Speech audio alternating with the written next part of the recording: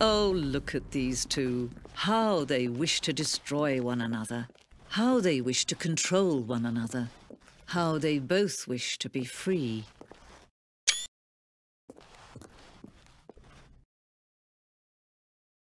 Can you see?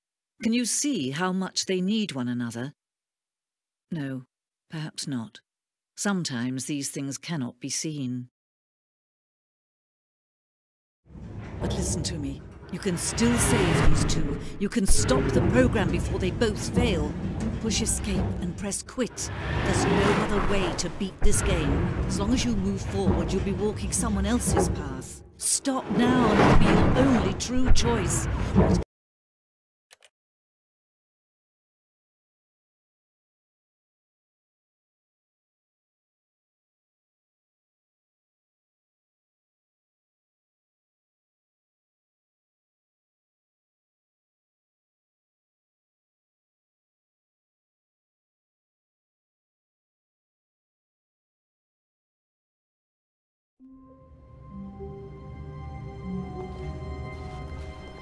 All of his co-workers were gone. What could it mean? Stanley decided to go to the meeting room. Perhaps he had simply missed a memo.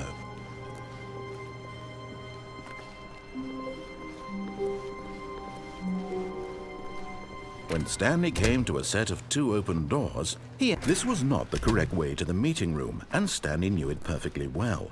Perhaps he wanted to stop by the employee lounge first, just to admire it. The lounge was sublime, a work of art. What was it about? But eager to get back to business, Stanley took the first open door on his left. Stanley was so bad at following directions, it's incredible he wasn't fired years ago. Look, Stanley, I think perhaps we've gotten off on the wrong foot here. I'm not your enemy, really, I'm not. I realize that investing your trust in someone else can be difficult, but the fact is that the story has been about nothing but you all this time. There's someone you've been neglecting, Stanley. Someone you've forgotten about.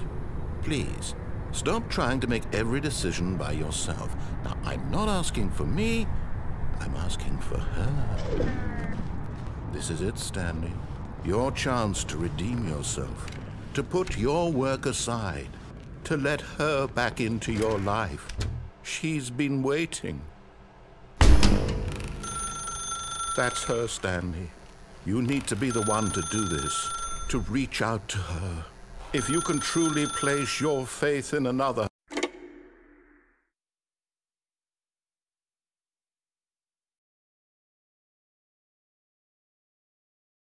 Oh, Stanley, is that you?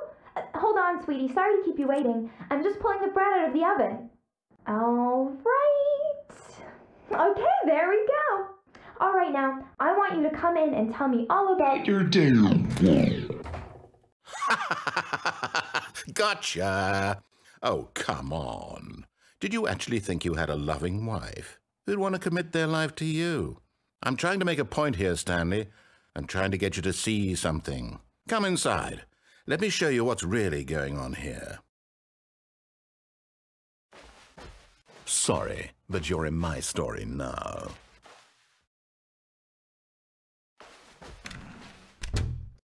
This is a very sad story about the death of a man named Stanley.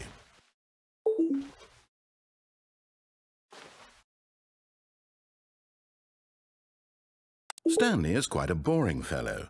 He has a job that demands nothing of him, and every button that he pushes is a reminder of the inconsequential nature of his existence. Look at him there, pushing buttons, doing exactly what he's told to do.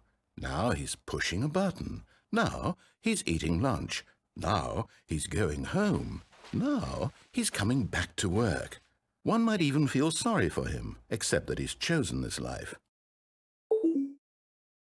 But in his mind, in his mind he can go on fantastic adventures. From behind his desk, Stanley dreamed of wild expeditions into the unknown, fantastic discoveries of new lands. It was wonderful, and each day that he returned to work was a reminder that none of it would ever happen to him. And so he began to fantasize about his own job. First, he imagined that one day while at work, he stepped up from his desk to realize that all of his co-workers, his boss, everyone in the building had suddenly vanished off the face of the earth. The thought excited him terribly. So he went further. He imagined that he came to 2 open doors and that he could go through either. At last, choice. It barely even mattered what lay behind each door. The mere thought that his decisions would mean something was almost too wonderful to behold. As he wandered through this fantasy world, he began to fill it with many possible paths and destinations. Down one path lay an enormous round room with monitors and mind controls. And down another was a yellow line that weaved in many directions. And down another was a game with a baby.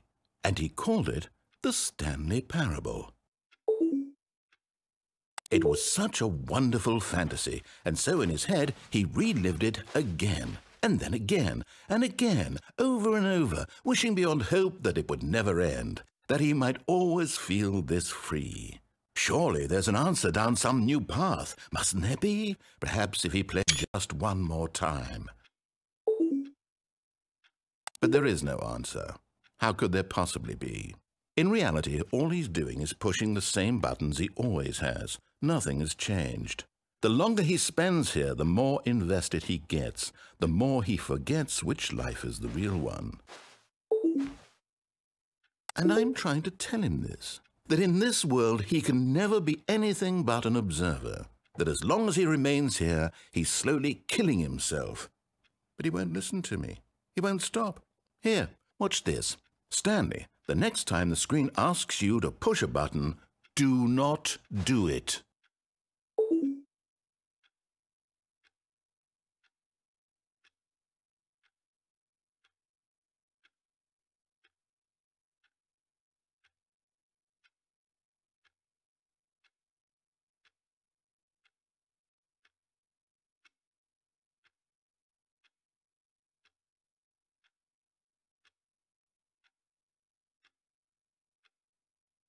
You see? Can he just not hear me? How can I tell him in a way that he'll understand that every second he remains here, he's electing to kill himself?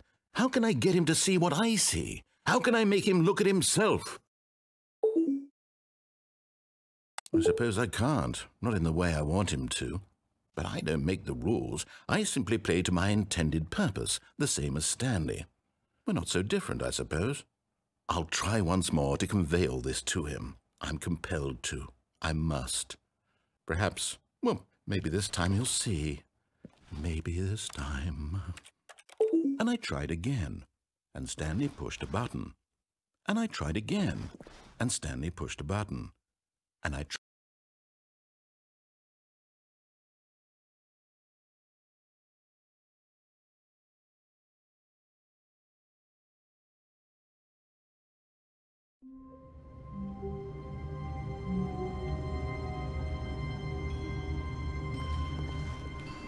Already this was uncomfortable, and Stanley decided that as soon as he found a new space he felt safe in, that he would never leave it again in his life.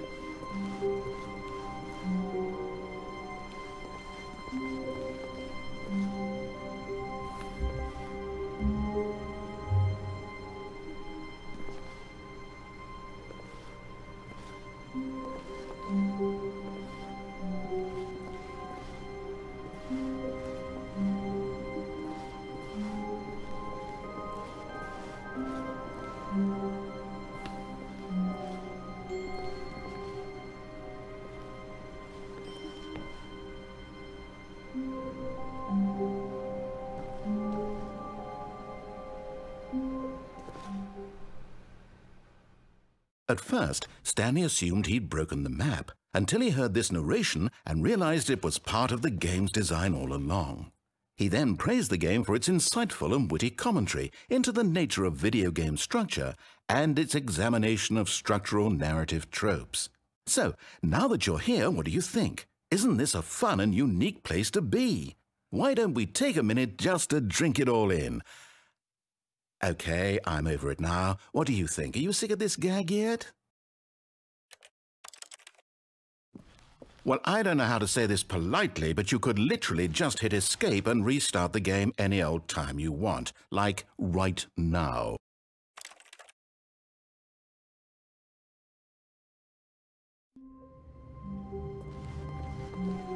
All of his co-workers were gone. What could it mean? Stanley decided to go to the meeting room. Perhaps he had simply missed a memo.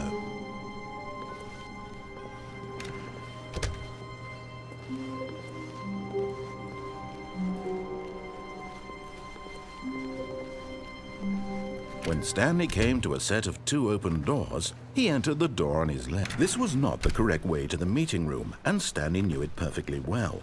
Perhaps he wanted to stop by the employee lounge first, just to admire it. Standing now in this incredible room, Stanley for the first time understood true happiness. Then the feeling went away, and he felt sad again. Then it came back, and lingered for a minute or two. Now it's only half there. Just a kind of, tingle.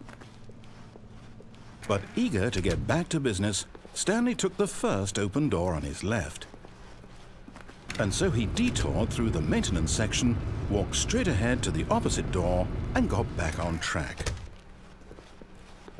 Yet there was not a single person here either. Feeling a wave of disbelief, Stanley decided to go up to his boss's office, hoping he might find an answer there. Coming to a staircase, Stanley walked upstairs to his boss's office.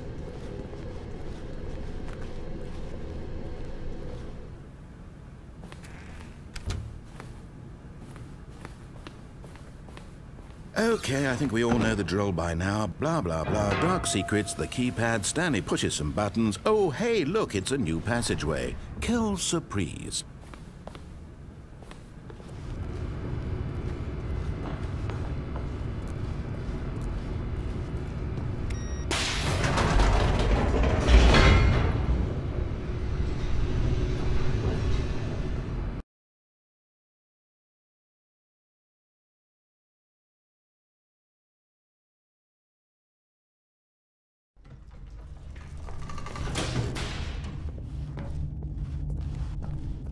Stanley walked straight ahead through the large door that read Mind Control Facility. Although this passageway had the word escape, but of course, Stanley thought better of it and realized he simply had too much to live for.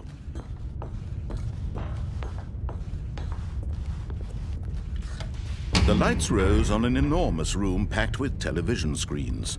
What horrible secret did this place hold? Stanley thought to himself. Did he have the strength to find out?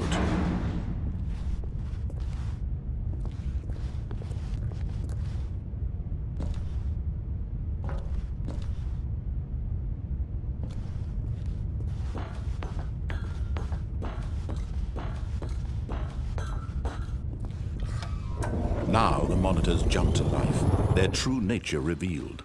Each bore the number of an employee in the building, Stanley's co-workers. The lives of so many individuals reduced to images on a screen, and Stanley, one of them, eternally monitored in this place where freedom meant nothing.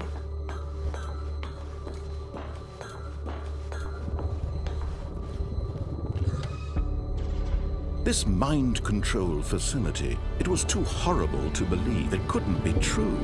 Had Stanley really been under someone's control all this time? Was this the only reason he was happy with his boring job? That his emotions had been manipulated to accept it blindly? No, he refused to believe it. He couldn't accept it. His own life in someone else's control? Never! It was unthinkable. Wasn't it? Was it even possible? Had he truly spent his entire life utterly blind to the world? But here was the proof, the heart of the operation. Controls labeled with emotions, happy or sad or content, walking, eating, working, all of it monitored and commanded from this very place.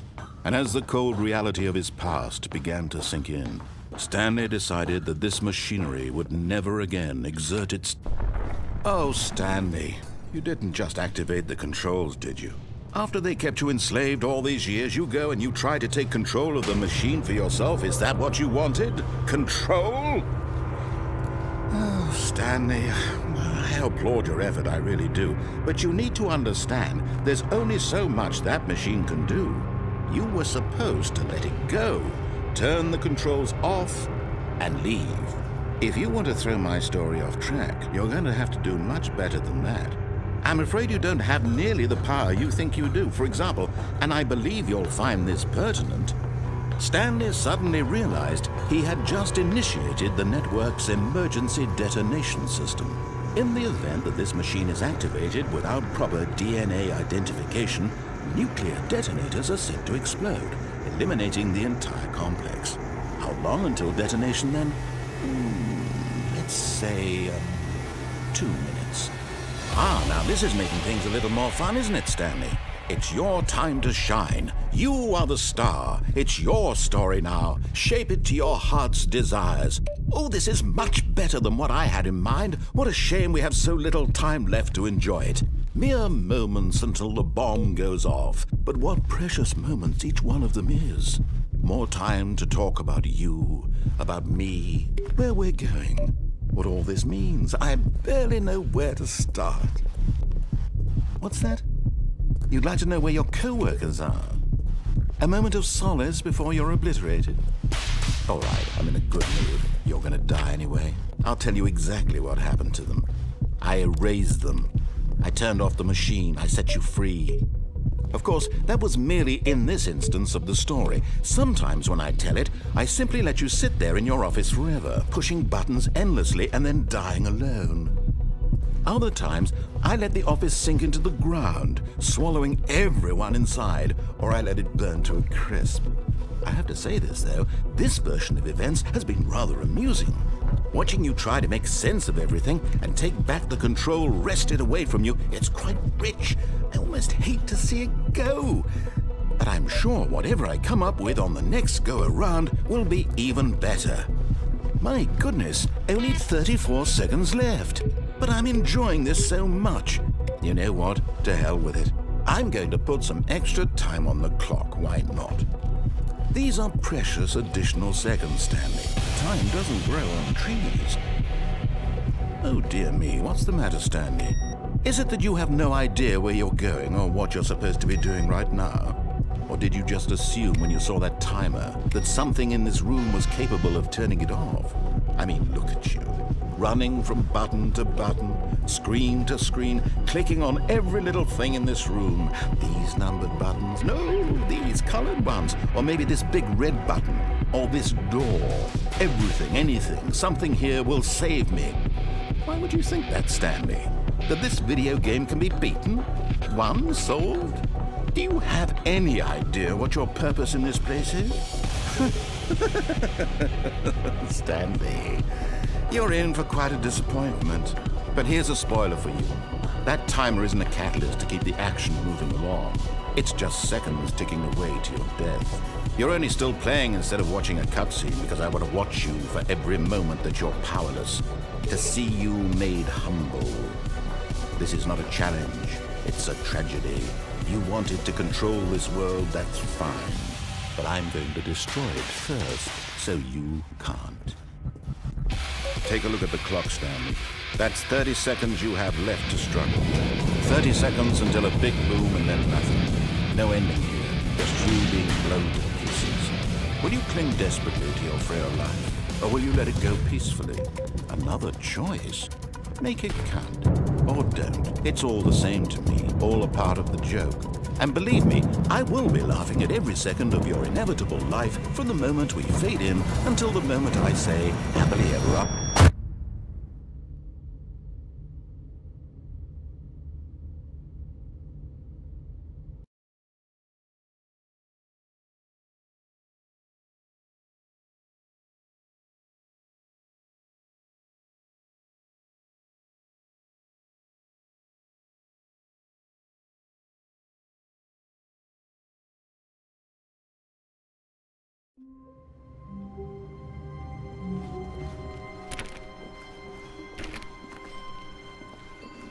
All of his co-workers were gone. What could it mean? Stanley decided to go to the meeting room. Perhaps he had simply missed a memo.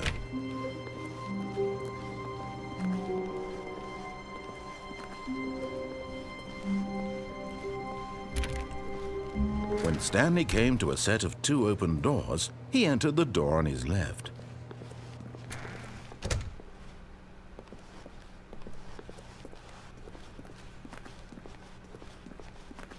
Yet there was not a single person here either.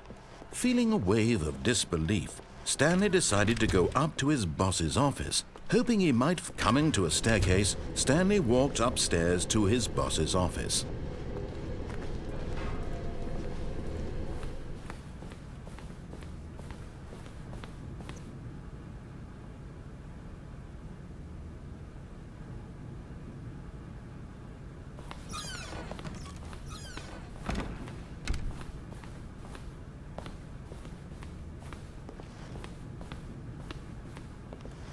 Here's the door.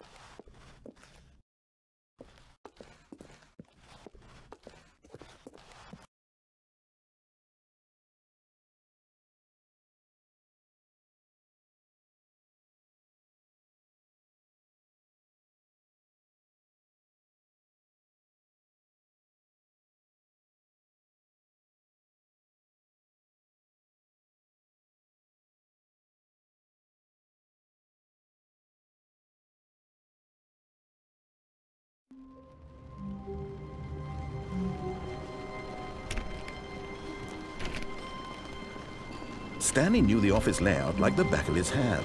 It was only a matter of time before he found the others, wherever they were. Just a matter of time.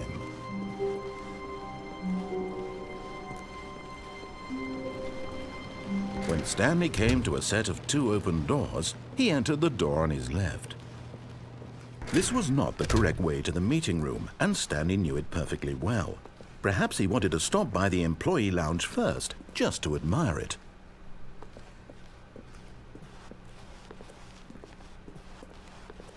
Stanley felt lightheaded, butterflies in his stomach, giddy in a way he had never known before. Was it this room? A connection between the two? Could a man love a room? I mean, truly, truly, deeply, madly love. But eager to get back to business, Stanley took the first open door on his left.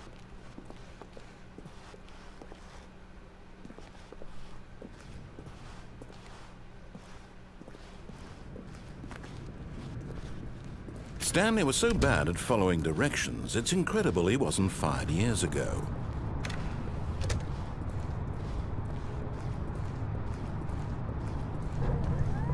Look, Stanley, I think perhaps we've gotten off on the wrong... But in his eagerness to prove that he is in control of the story and no one gets to tell him what to do, Stanley leapt from the platform and plunged to his death. Good job, Stanley. Everyone thinks you are very powerful.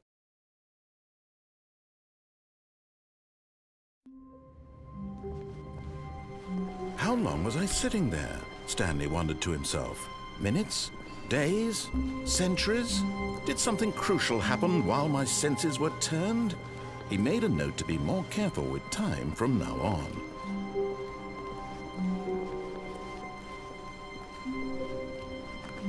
When Stanley came to a set of 2 open doors, he entered the door on his left.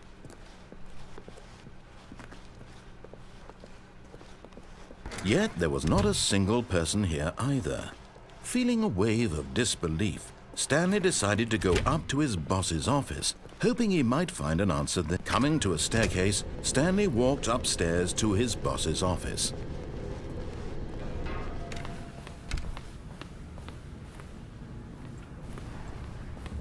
Here's the door.